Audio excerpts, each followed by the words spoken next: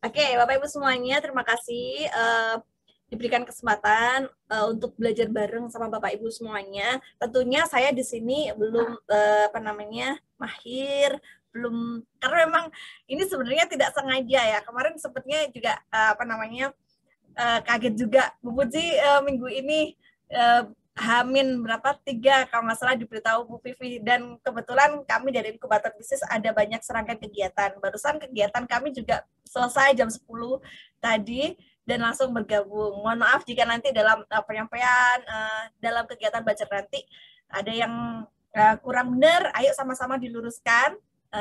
Tujuan hari ini adalah tidak menggurui, tapi memang belajar bareng-bareng ya Bapak Ibu semuanya, agar nanti keluarannya Bapak Ibu semuanya punya modul. Saya juga belum perfect, juga belum sempurna untuk dalam pembuatan modul ini, karena memang dari sisi desain saya juga masih kurang banget. Jadi masih perlu banyak belajar.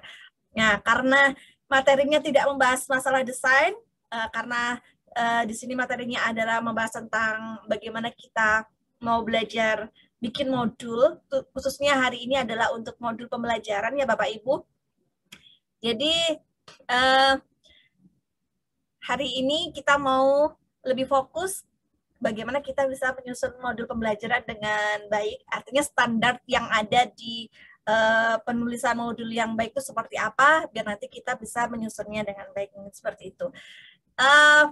Mohon maaf juga untuk PR-nya saya belum sepertinya kurang ngeh ya. Saya pikir untuk desain terserah gitu ya. Jadi saya pikir menyelesaikannya terserah, ternyata ada aturannya COVID ya, tentang COVID ya. Mohon maaf Bapak, saya belum menyelesaikannya. Cuman ini ada sedikit yang mengikuti kegiatan kemarin.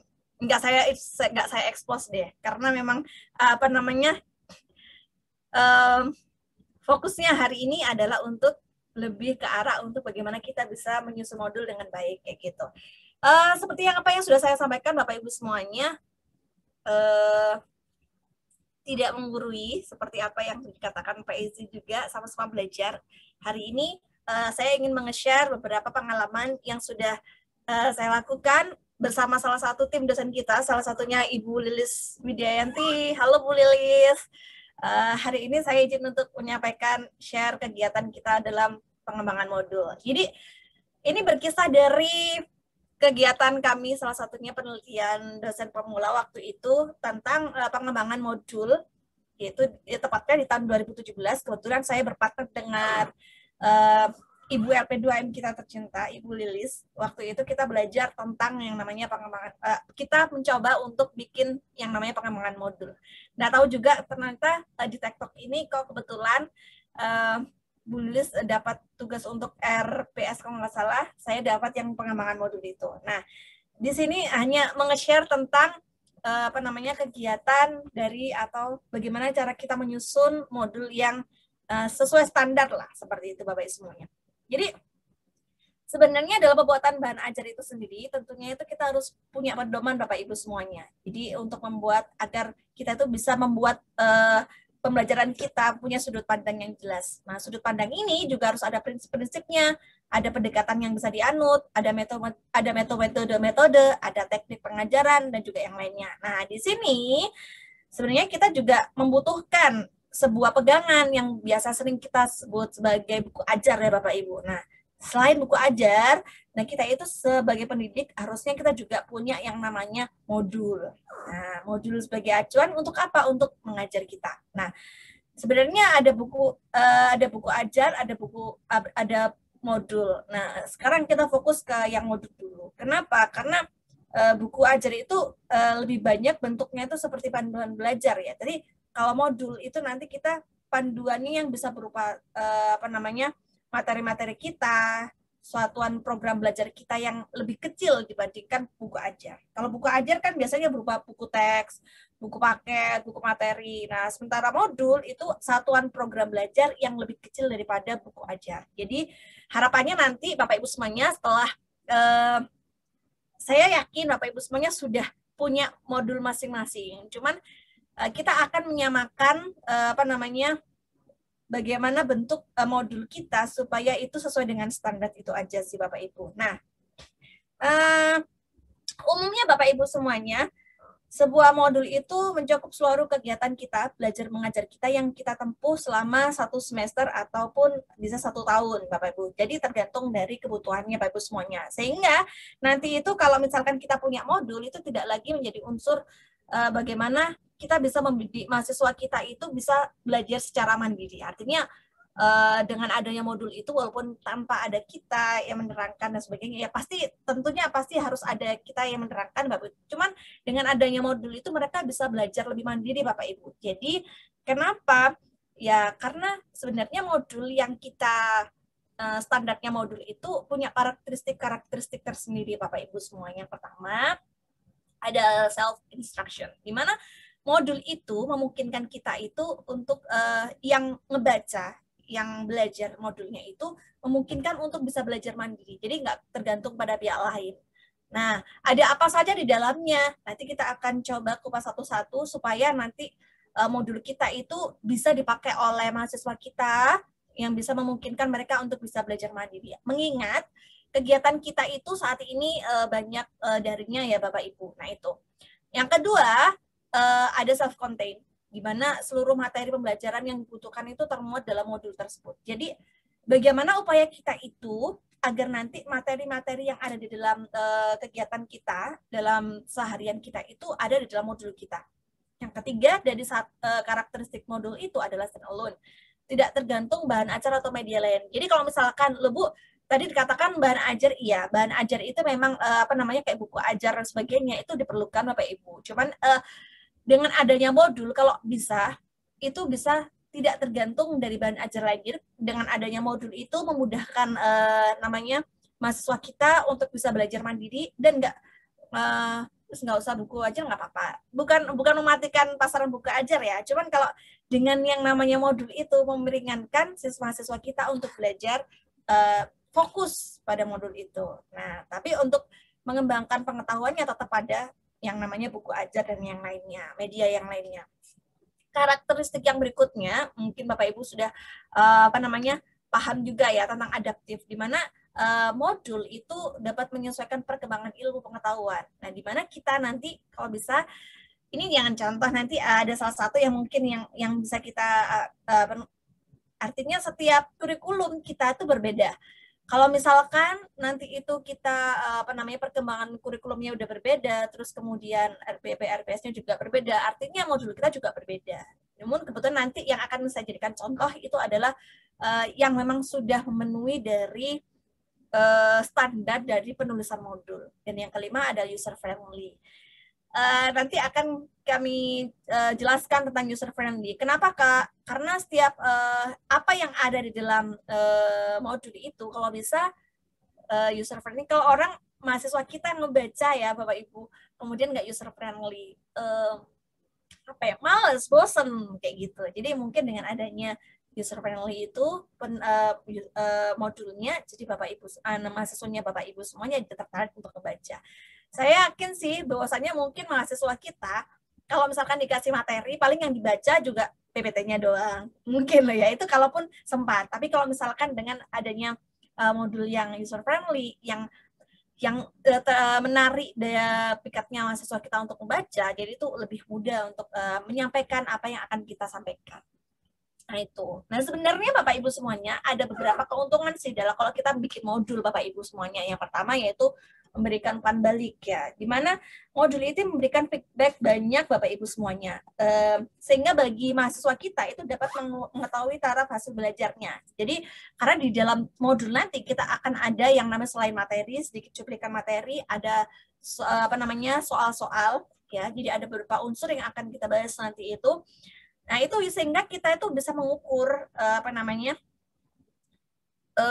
kemampuan dari mahasiswa sendiri. Jadi mereka dapat mengukur, oh aku sudah sampai pada tahap ini nih kebisaannya kita, misalkan kayak gitu. Yang kedua, ada penguasaan tuntas atau mastery. Nah, di sini itu modul kita ya emang dengan adanya modul itu mendapat kesempatan mencapai angka-angka tertinggi, artinya nilainya itu lebih tinggi ketimbang PPT dan sebagainya. Karena apa? Dengan modul itu kan ada banyak sudah terangkum sih apa yang akan kita lakukan dalam kelas satu semester, 1 tahun itu seperti apa. Nah, sehingga nanti kita bisa menghadapi mahasiswa kita ketika mau kegiatan pembelajaran di kelas sudah siap, kayak gitu sih. Terus yang ketiga berhubungan dengan tujuan. Nah, di sininya itu dengan adanya modul itu kita tahu bahwasannya pembelajaran kita tuh jelas, Bapak Ibu. Karena apa? Mahasiswa kita tahu nanti, oh berarti nanti pertemuan sekarang ini yang dipelajari ini nih. Oh, ini udah ada materinya. Jadi dengan tujuan dari pembelajaran kita itu jelas. Nah, oh ya deh, ini udah ada materinya, udah dipelajari terlebih dahulu kayak gitu. Selain itu, keuntungan dari modul itu sendiri memberikan motivasi kepada mahasiswa kita. Ini khususnya memang peruntukan mahasiswa ya Bapak Ibu ya, karena memang dengan adanya modul itu bisa membuat mahasiswa kita termotivasi lagi untuk oh iya nih aku harus giat belajar nih. Nah itu. Yang kelima, keuntungan juga fleksibilitas. Karena sesuai dengan perbedaan mahasiswa kita, karakter mahasiswa kita, dengan adanya seperti ini, mereka jadi menyesuaikan. Oh iya sih, pembelajarannya tuh seperti ini. Jadi lebih fleksibel. Adanya modul juga menunjukkan adanya kerjasama. Karena ada modul-modul yang memang nanti itu menuntut adanya kerja kelompok, kerja individu dan sebagainya gitu. Sudah disusun sedemikian rupa. Kemudian ada pengajaran remedial. Jadi kalau misalkan mahasiswa kita punya kelemahan, apa sih yang susah dari materi kita hari ini bisa diulang lagi dan seterusnya kayak gitu sih. Nah, mungkin kalau secara tips-tips dan sebagainya Bapak Ibu sudah memahami itu. Cuman kita akan lebih dalam lagi untuk melihat bagaimana kita menyusun aturan-aturannya atau susunan-susunan dari modul yang memang standar itu seperti apa. Nah, sebagai pendidik itu tentunya kita harus punya modul ya Bapak Ibu ya. Kenapa? Karena kita itu juga harus memperhatikan bagaimana prinsip-prinsip pengembangan modul. Yang pertama, menetapkan strategi pembelajaran dan media pembelajaran yang sesuai. Yang pertama, karena memang waktu kita mau mengembangkan modul, kalau kita nggak tahu strategi kita dalam mengajar, pastinya Bapak Ibu, saya juga masih belum sempurna untuk itu, cuman kita belajar bareng-bareng. Jadi strateginya seperti apa? Apakah dibuat berkelompok ataukah individu? Kapan harus dibuat berkelompok? Kapan harus dibuat individu? Sehingga kita nanti bisa mengelaskan, oh materi ini cocoknya dibuat individu, materi ini cocoknya dibuat berkelompok, mungkin seperti itu. Yang pertama. Yang kedua, memproduksi atau mewujudkan fisik modul. Jadi prinsipnya, jadi nanti kalau misalkan sudah selesai, nanti modul Bapak Ibu bisa di-sharekan kepada mahasiswa kita, itu pastinya. Nah, ini lebih ke arah mengembangkan perangkatnya Bapak Ibu ya. Nah, ini mungkin Bapak Ibu. Jadi ketika kita itu mau membuat suatu modul, kadang itu ada rasa di dalam dalam benak kita apa yang harus kita lakukan terlebih dahulu sih Bapak Ibu. Nah, dengan adanya kita itu mengikuti langkah-langkah ini mungkin akan memudahkan Bapak Ibu semuanya dalam menyusun modul kita. Nah, di sini ada beberapa langkah, di antaranya yang pertama yaitu merumuskan sejumlah tujuan secara jelas. Maksudnya di sini itu adalah tujuan kita mau bikin modul itu sepertinya seperti apa.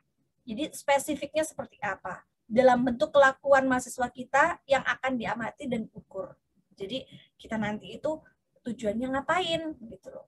Tujuannya kalau misalkan mau tujuannya adalah untuk mengukur kemampuan mahasiswa lewat cuman perhitungan saja misalkan, atau misalkan mau mengukur kemampuan mahasiswa dalam coding misalkan. Nah, itu kita harus menentukan tujuannya terlebih dahulu. Jadi modulnya mau dibawa kemana.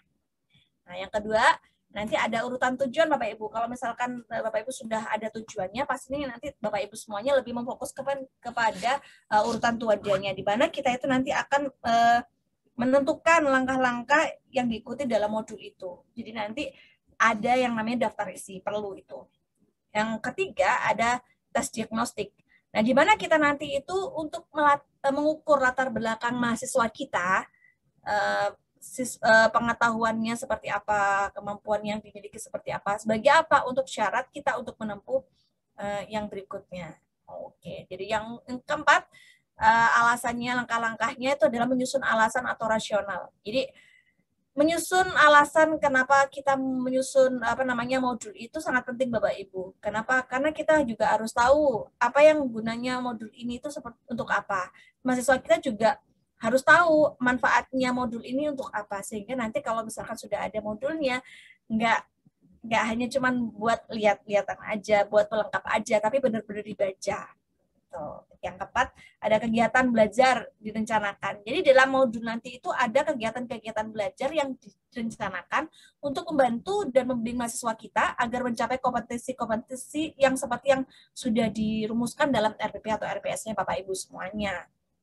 Nah, kegiatan itu dapat berupa mendengarkan rekaman, bisa kemudian juga bisa melihat video misalkan, terus mengadakan percobaan atau di lab misalkan seperti itu atau membuat soal misalkan kayak gitu atau menjawab soal. Nah, itu yang kegiatan-kegiatan belajar yang memang direncanakan di dalam modul itu harus ada. Nah, di sini.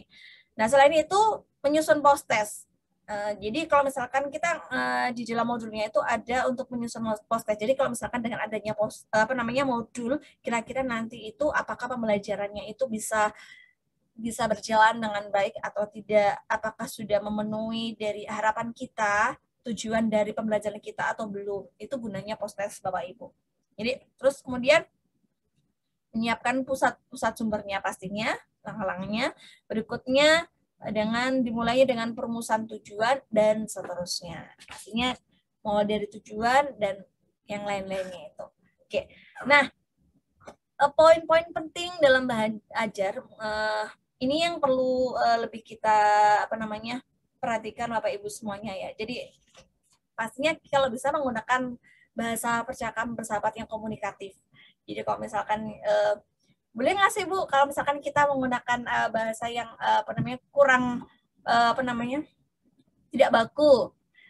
Boleh, boleh-boleh saja Bapak Ibu semuanya, asalkan masih dalam konteks yang baik ya. Karena kadang ada beberapa yang buku ajar atau modul itu ada contoh-contoh gambar-gambar yang kurang bagus, itu yang perlu kita perhatikan. Mungkin ini sering terjadi di TV-TV yang kita kalau kita lihat. Nah, gitu. Yang kedua, buat bahasa lisan dalam bentuk tulisan. Jadi kalau kita mau menyampaikan apa, kita bisa maunya kita apa sih? Kita sampaikan bahasa lisan kita yang mau kita sampaikan dalam bentuk tulisan, yaitu dalam bentuk modul kita. Gunakan sapaan akrab yang menyentuh secara pribadi atau kata ganti ya Bapak Ibu. Jadi misalkan ini nih yang boleh kalau modul boleh bahasanya nggak baku. Kemudian pilih kalimat sederhana, pendek, tidak beranak cucu. Tidak beranak cucu maksudnya bulat. Jadi kalau misalkan anak yang berbaju hijau itu manis, cantik, sedang duduk, kayak mulut ya kan. Jadi pilih kalimat yang sederhana, yang pendek, yang jelas intinya gitu. Yang kelima ada dari istilah-istilah asing yang terlalu teknis. Jadi kalau misalkan ada istilah asing, maka teman-teman bisa menggunakan yang namanya glosarium dan sebagainya gitu. Untuk apa sih ini artinya, supaya nanti teman-teman juga perlu. Jadi kalau misalkan ada istilah asing, perlu teman-teman tambahkan itu supaya paham gitu ya. Kemudian ada hindari kalimat kalimat pasif dan negatif. Ya kayak gitu ya. Gunakan pertanyaan retorik juga. Ini mungkin kalau seperti ini udah ada jagonya, mungkin nanti akan disampaikan untuk bahan ajar terkait ini Bu Stior ini mungkin ya beliau yang lebih paham, karena memang beliau sudah ahli, sudah expert di bidangnya dalam pembuatan buku ajar. Bukunya udah banyak. Mudah-mudahan kita bisa segera menyusul untuk bisa menyusun buku ajar kayak gitu ya. Nah, tapi karena memang fokus kita di sini adalah modul, nanti kita akan mencoba untuk menggali modul yang kita bahas nanti. Nah, selain itu nanti Bapak Ibu semuanya juga gunakan bantuan ilustrasi untuk informasi yang abstrak. Kemudian berikan ungkapan pujian atau memotivasi, entah itu di kata sambutan atau di di akhir, biasanya gitu di modul bisa. Kadang kita bikin modulnya tuh kadang standar itu pokoknya ada sampul, ada daftar isi, ada ya itu yang materi pembelajarannya, tanpa kita mengetahui sebenarnya yang benar itu yang seperti apa. Nah, saat ini kita akan bahas Bapak Ibu semuanya. Nah, di sini Bapak Ibu, elemen dari suatu modul itu yang penting yang akan kita belajar bareng itu yang pertama yaitu tentang format. Di mana sini itu Bapak Ibu bisa menggunakan format kolom, jadi bisa tunggal, bisa multi, untuk yang proporsional sesuai dengan harapan Pak Ibu semuanya. Kebanyakan si tunggal kayak gitu ya. Kalau misalkan mau multi ya silahkan monggo. Cuman nanti apa namanya untuk lebih memfokuskan kita agar kita seragam, punya kita tunggal saja biar biar seragam sesuai dengan modulnya Bapak Ibu semuanya dan ketentuan dari kampus. Nah, di sini juga untuk format kertasnya juga udah disepakati ya, mungkin Bapak Ibu di sini ada kita masih menggunakan A4, tapi kalau misalkan nanti mau diganti menjadi A5 ya sesuai seperti skripsi ya monggo, nanti mungkin ada apa namanya ada revisi seperti itu. Nah, gunakan tanda-tanda ikon yang mudah ditangkap yang bertujuan untuk menekankan pada hal-hal yang penting dan khusus. Jadi nanti kalau misalkan ada hal yang penting, misalkan apa namanya latihan, pasti mungkin perlu dikasih apa namanya tanda-tanda ikon yang khusus yang penting sehingga nanti bisa dipakai mahasiswa kita untuk melihat oh ini nih yang diperluin, yang perlu dikerjain ini nih, yang perlu diperhatikan ini gitu. Yang kedua ada daya tarik Bapak Ibu. Nah, daya tarik itu di dalam format ini sendiri ya. Jadi yang ketiga ada daya tarik. Nah, di sini bagian sampul atau cover itu kalau bisa yang menarik. Tapi karena kita nanti selain kita nanti menggunakan apa namanya aturan dari kampus, mungkin ya Bapak Ibu semuanya, sehingga nanti mungkin selain kita coba untuk mencoba dari modul kita punya daya tarik. Jadi kalau misalkan ada kombinasi warna, gambar, ilustrasi, kalau tadi udah belajar minimal pakai Canva, mungkin seperti itu. Jadi kalau dulu pernah belajar sama Pak Jainal mungkin ya Canva ya. Jadi mungkin itu bisa dipakai untuk apa namanya bikin covernya atau apa. Sebenarnya kalau di Word Bapak Ibu semuanya juga ada apa namanya menu khusus di apa namanya menu di Word ada untuk cover. Mungkin Bapak Ibu sudah expert di bidangnya, jadi udah jauh lebih mahir daripada saya. Jadi nanti mungkin bisa dicoba-coba. Selain itu nanti untuk bentuk dan ukuran hurufnya, jadi itu bisa disesuaikan dengan karakteristik kita di Asia seperti apa. Nah, gunakan perbandingan huruf yang proporsional Bapak Ibu. Jadi antar judul, kemudian subjudul, sama isi naskah seperti apa. Kemudian juga hindari penggunaan huruf kapital untuk seluruh teks. Kenapa kalau misalkan seluruh teks kayak misalkan caps lock semua ya, apa namanya, hurufnya dari kalimat itu jadi kurang bagus. Jadi mungkin itu lebih penataannya untuk dari bentuk dan ukuran huruf. Itu mungkin saran-saran yang pernah saya dapatkan dari apa namanya pelatihan waktu itu.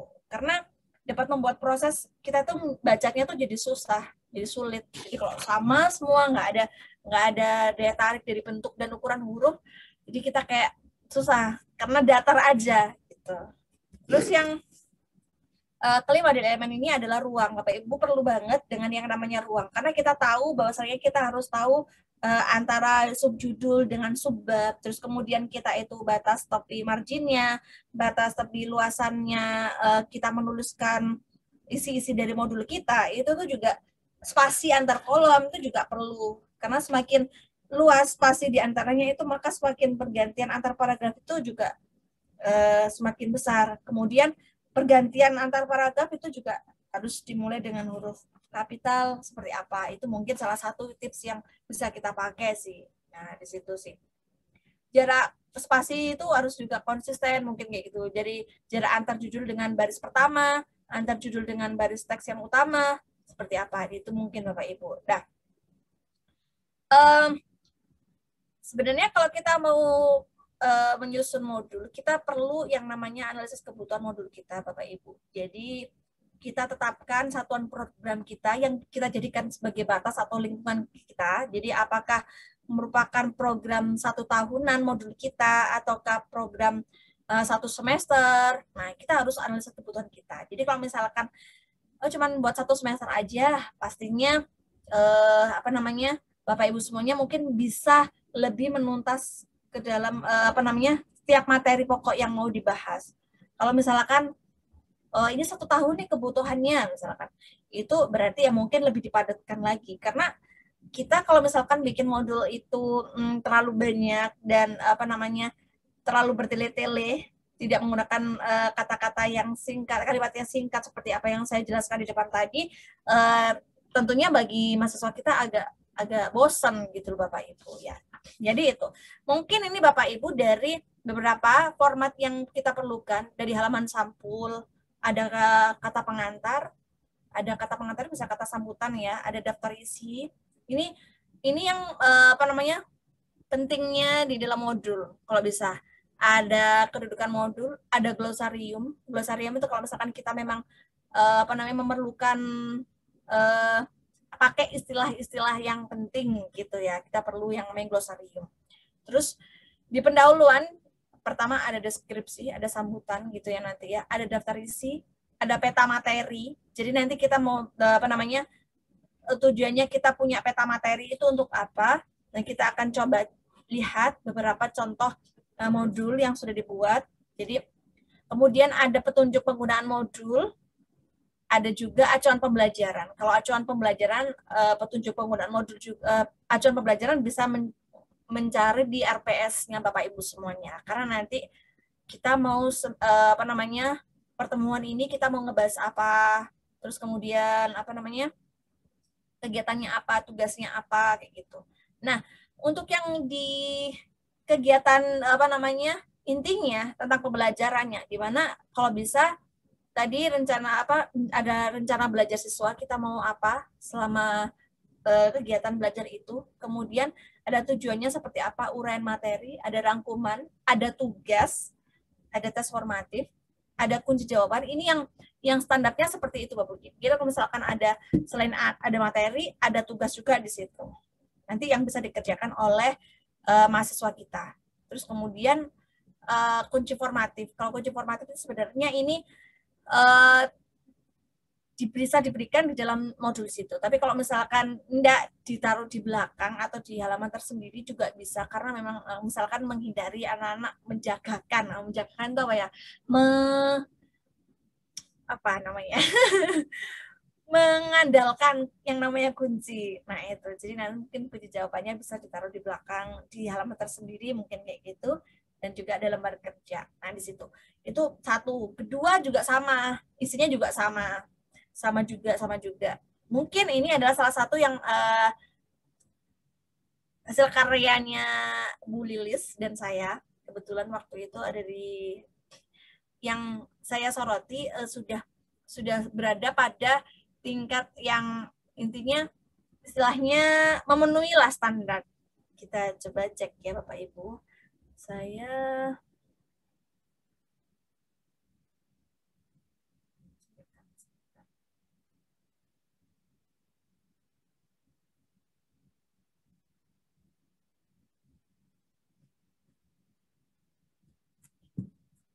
kalau dilihat dari covernya, emang ini kita mohon maaf ini dibuat pada tahun 2017. Dan kemudian nanti akan ada apa namanya revisi yang lebih bagus lagi. Tapi dilihat dari secara isinya sudah sesuai dengan standar yang ditetapkan Bapak Ibu semuanya. Ini udah ada cover. Kalau tadi dikatakan covernya yang menarik ya Bapak Ibu, karena ini hubungannya dengan statistik probabilitas. Maka kemarin waktu itu memang kita belum jago untuk mendesain, nanti kedepannya insya Allah akan mencoba untuk diperbaiki. Seperti sarannya tadi, kalau bisa untuk cover dan sebagainya, desain dan sebagainya itu memang yang semenarik mungkin. Kalau misalkan kita udah matematika, terus kemudian kita kasih gambar-gambar yang pusing, gambar-gambar orang kepala botak dan sebagainya, mungkin lah ya, mohon maaf. Ini jadi apa namanya?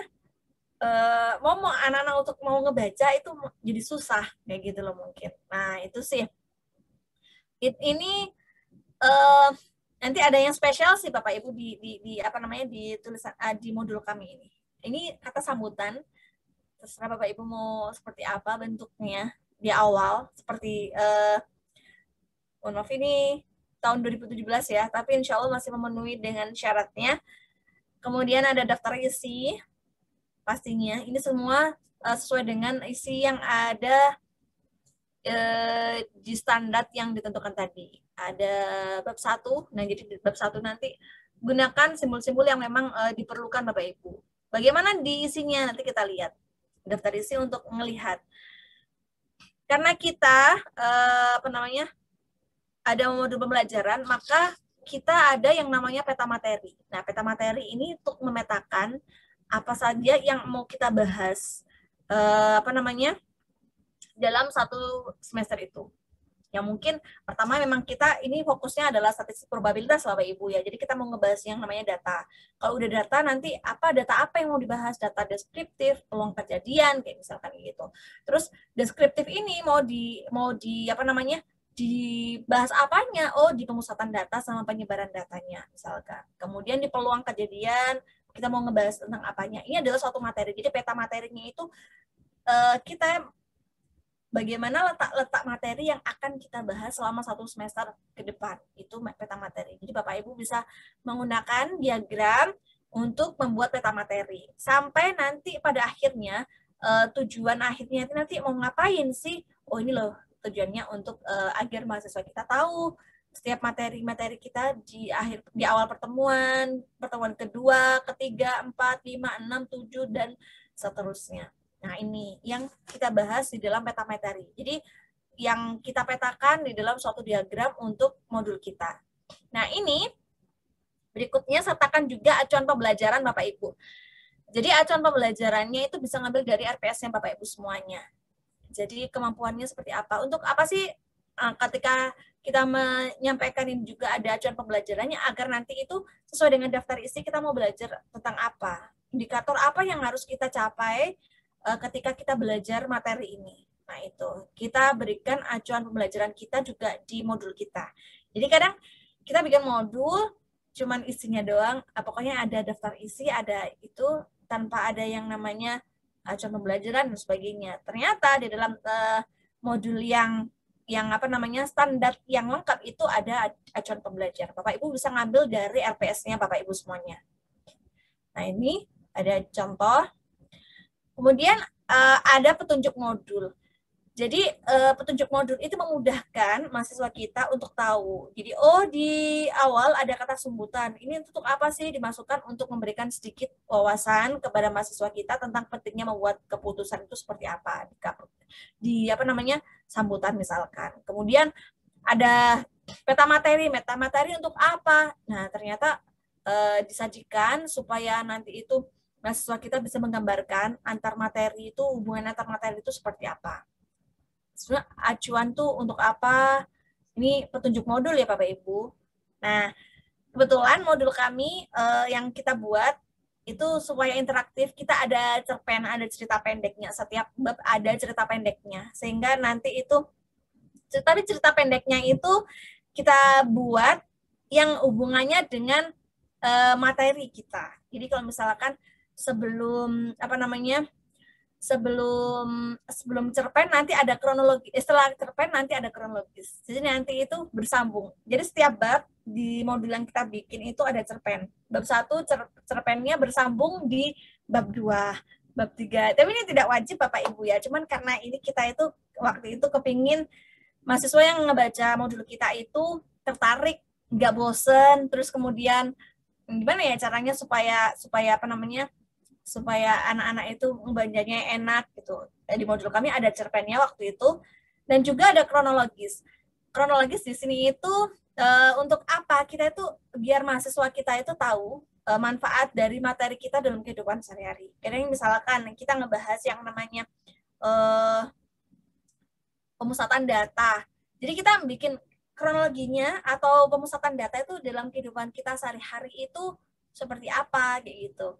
Nah, sehingga mereka tuh tahu, oh ini loh nanti itu kalau di dalam kehidupan kita sehari-hari itu pembelajaran ini itu dipakai untuk hal yang seperti ini contohnya. Biar mahasiswa kita tahu. Ini kalau misalkan Bapak Ibu semuanya mau menambahi hal-hal yang seperti itu. Itu mungkin salah satu unik dari kegiatan modul yang kita bikin sih waktu itu. Terus kemudian ada materi. Ada materi ya pastinya hubungannya dengan materi yang akan kita sampaikan, apa saja di situ, dan juga ada latihan yuk itu ada apa namanya soal-soal latihan soal-soal di situ. Cuman di sini karena kita memang waktu itu belum sempat untuk membuat apa namanya lembar jawaban, karena tadi kan memang ada untuk evaluasi untuk lembar jawaban. Memang niatnya lembar jawaban tidak kita masukkan di dalam modul ini untuk apa? Untuk ngelatih mahasiswa kita apa namanya nggak mengandalkan yang namanya kunci jawaban. Ini sih salah satu tampilannya. Jadi di sini tadi ada cerpen ya. Jadi cerita pendek. Terus kemudian itu nyambung di bab-bab berikutnya.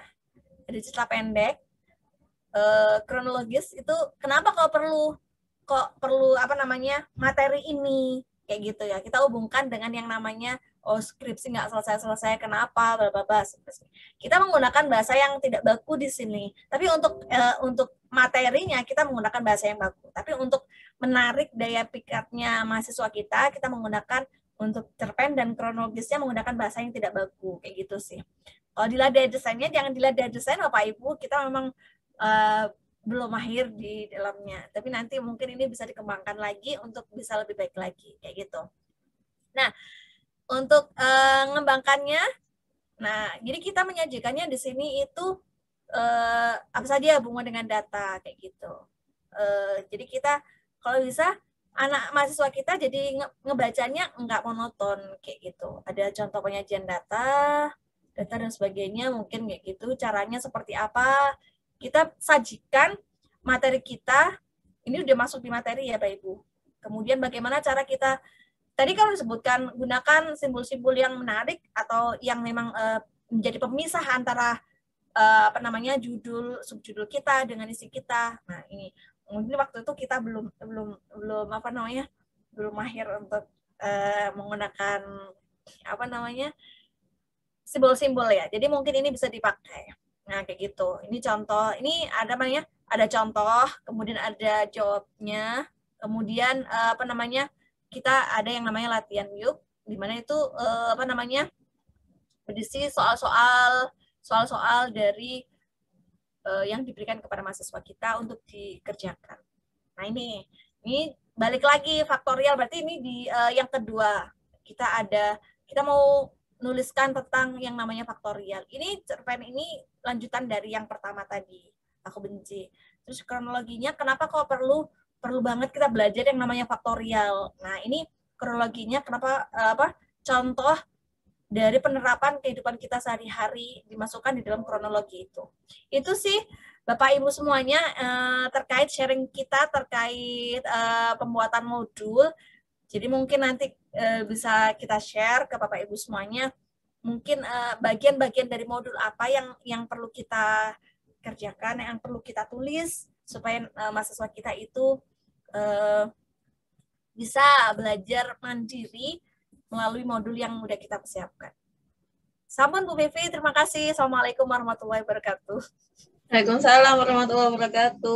Oh, luar biasa sekali ya materinya dan memberikan insight cukup banyak bagi saya pribadi juga untuk membuat sebuah modul dan harus telaten juga gitu ya.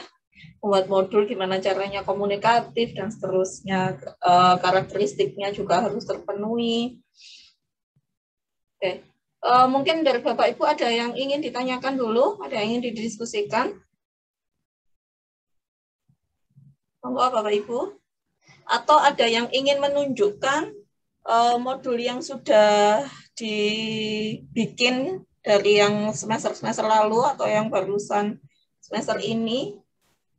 Boleh saling sharing di sini, monggo Bapak Ibu.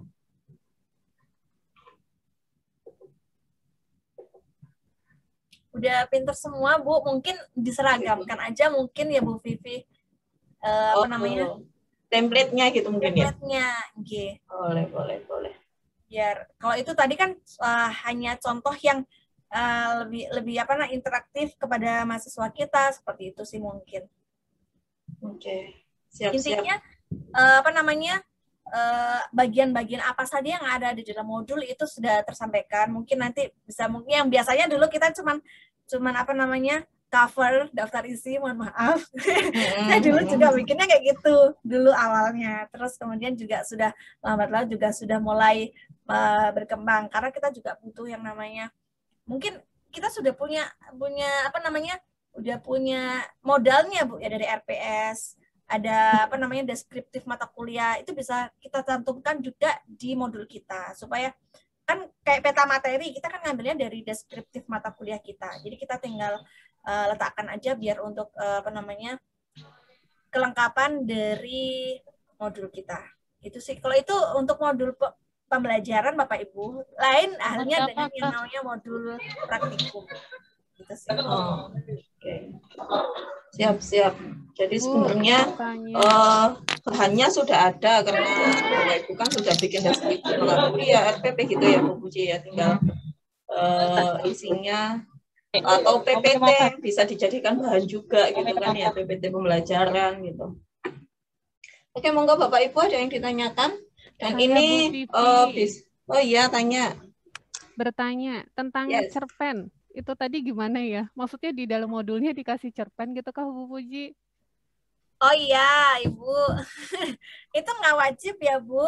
Nggak wajib sih, cuman waktu itu kan ada kan apa namanya, waktu saya nerima itu dikasih sesuatu yang menarik biar nggak monoton. Karena tadi ada tips-tipsnya juga, kalau bisa sesuatu itu yang menarik, nggak monoton hanya apa namanya dari apa materi kita aja, tapi kebetulan cerita pendek yang kita buat itu hubungannya dengan mahasiswa gitu Bu. Jadi untuk menarik minat mahasiswa aja sih, itu tidak wajib Bu. Yang wajib itu adalah bagian-bagian pentingnya aja, seperti apa namanya daftar isi dan sebagainya kayak gitu. Cuman isinya kayak gitu. Cuman untuk menambah supaya modul kita itu diminati oleh mahasiswa kita ngebaca, ya bagaimana upaya kita itu merangkum supaya modul kita itu nggak ngebosenin untuk dibaca, mungkin kayak gitu. Salah satu yang kita tempuh waktu itu juga menggunakan bahasa yang nggak baku sih Bu, supaya anak-anak itu lebih apa namanya, oh iya sih ini apa namanya, nggak ngebosenin kalau ngebaca, apalagi matematika, mohon maaf Bu Media, pasti kalau ngebaca ini angka-angka pasti susah ya kan, statistik apalagi kalau misalkan dalam cuman screenshotan aja bosen, mungkin diselingi dengan itu. Tapi itu siasat dari Bapak Ibu semuanya sih, terserah. Itu cuman contoh saja. Jadi kreatifnya Bu Widya mau dibuat seperti apa itu terserah, mau dibuat seperti game atau apa itu terserah. Itu cuman salah satu kreatifnya kita bikin kayak gitu. Oke Bu Puji, berarti tidak harus cerpen ya, misal saya mau kasih cuplikan komik gitu boleh ya Bu ya? Betul Bu, jadi sekreatifnya kita. Oke. Itu contoh sih Bu, kalau waktu itu pribadi kayak kita belajar belum mahir kayak di apa desain dan sebagainya, jadi mungkin bagaimana caranya supaya anak-anak itu tertarik aja. Kreatifnya kita, yang penting isi dari mulai dari cover, kemudian dari daftar isi, peta modul, kemudian glosarium, kemudian ada unsur soalnya juga menjelaskan apa namanya dari materi itu juga ada pembahasan evaluasinya. Nah itu yang penting itu aja Bu. Kalau itu sih pemanis aja supaya mahasiswa kita tertarik. Karena tadi ada bahasan kalau bisa itu memang kita menyajikannya secara menarik gitu sih Bu. Kalau bisa gitu. Nah, ke depannya insya Allah di semester depan, kalau semester ini Bapak Ibu diwajibkan membuat RPP dan RPS, modul masih sunnah ya Bapak Ibu. Jadi di semester depan insya Allah modul akan mulai kita genjot juga. Nah, untuk template nanti akan disediakan per prodi. Jadi bisa jadi dari prodi TI dan prodi DKV misalnya dan prodi SK kebutuhannya berbeda terhadap modul. Jadi nanti mungkin akan ada template tersendiri dari masing-masing prodi. Sampulnya akan disamakan gitu ya. Misalnya sampul di prodi TI, di prodi DKV dan SK akan dibuat seragam per prodi. Isinya yang wajib ada apa saja, seperti itu. Oke, Pak Andri? Pak Jenal. Ya. Jadi nanti akan dibuatkan standar per prodi aja. Jadi mungkin saya kurang tahu kalau misalnya praktikum di DKV dan di TI ada sedikit beberapa hal yang berbeda, tetapi secara default ya, secara standar dari pemerintah kan kalau praktikum ya harus ada misalnya bahan pretestnya, terus bahan-bahannya untuk praktikum apa saja kayak gitu sampai dengan post-test langkah-langkah praktikumnya apa saja. Nah, itu sedikit perbedaan dengan modul ajar yang disampaikan oleh Bu Puji tadi. Nah, kita sangat boleh menambahkan apapun seperti yang disampaikan Bu Puji, contohnya cerpen, mungkin lah Ibu Caca DKI pantun gitu ya, mungkin lah Bu Widya. Karena Pak Widya itu ternyata pandai bikin komik gitu ya, gambar komiknya bagus. Nah, Bu Widya tadi kan ngomong mau dikasih komik gitu. Boleh mau dikasih komik, tetapi ya tetap kontennya harus lebih menonjol ya Bapak Ibu, jangan sampai nanti justru mahasiswa buka modulnya cuman pengen baca komiknya saja, seperti itu.